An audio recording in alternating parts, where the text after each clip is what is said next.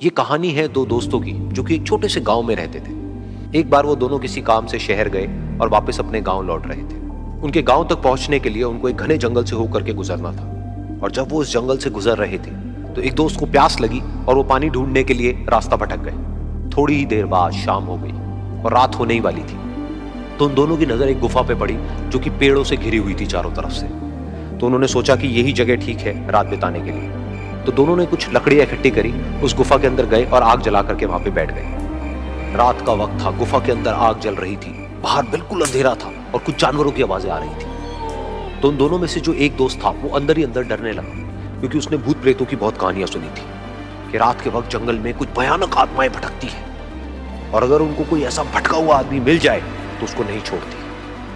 तो जब उसने भूत प्रेतों की बात अपने दोस्त से करी तो उसके दोस्त ने हंसते हुए उससे पूछा, क्या कभी तूने किसी भूत को देखा है? तो उसने कहा, नहीं मैंने तो नहीं देखा, लेकिन मेरे कुछ जान पहचान के लोग हैं जिन्होंने देखा है। तो उसके दोस्त ने उसको समझाने की बहुत कोशिश करी कि यार ऐसी सुनी सुनाई बातों पर विश्वास नहीं करते हैं, अब तू सो जा और मुझे भी सोने दे, मुझे नींद आ रही है। और इतना कह करके उसका दोस्त वहीं पर लेट गया और थोड़ी देर में सो गया। लेकिन वो जो अंदर से डरा हुआ था वो लेट तो गया लेकिन उसको नींद नहीं आ रही थी। उसको लग रहा था कि शायद यहां पर कहीं कोई है जो छुप करके कहीं से उसको देख रहा है।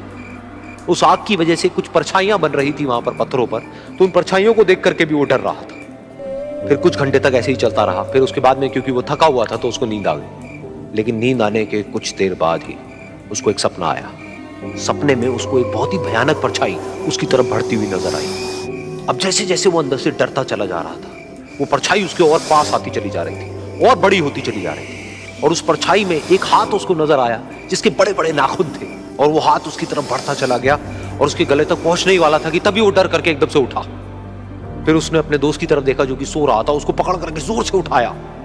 फिर उसने अपने दोस्त को बताया कि उसके साथ में क्या हुआ। तो उसका दोस्त फिर हंसने लगा। फिर उसके दोस्त ने उसको कहा, अब अगर दोबारा से तुझे वो परछाई दिखे तो तू वही कहियो जो मैं तुझे कह रहा हूं कहने के लिए, फिर देखते हैं वो परछाई तेरा क्या करती है। तुझे अपने अंदर ही अंदर बोलना है, मैं तुझसे नहीं डरता, सामने आ। तो उसके दोस्त ने वैसा ही किया। थोड़ी देर बाद दोबारा से उसको सपने में वही परछाई नजर आई और वो परछाई धीरे धीरे उसकी तरफ बढ़ने लगी। लेकिन इस बार वो उस परछाई से डरा नहीं बल्कि अपनी पूरी हिम्मत जुटा करके उसने वही कहा, मैं तुझसे नहीं डरता, सामने आ। मैं तुझसे नहीं डरता, सामने आ। मैं तुझसे नहीं डरता, सामने आ।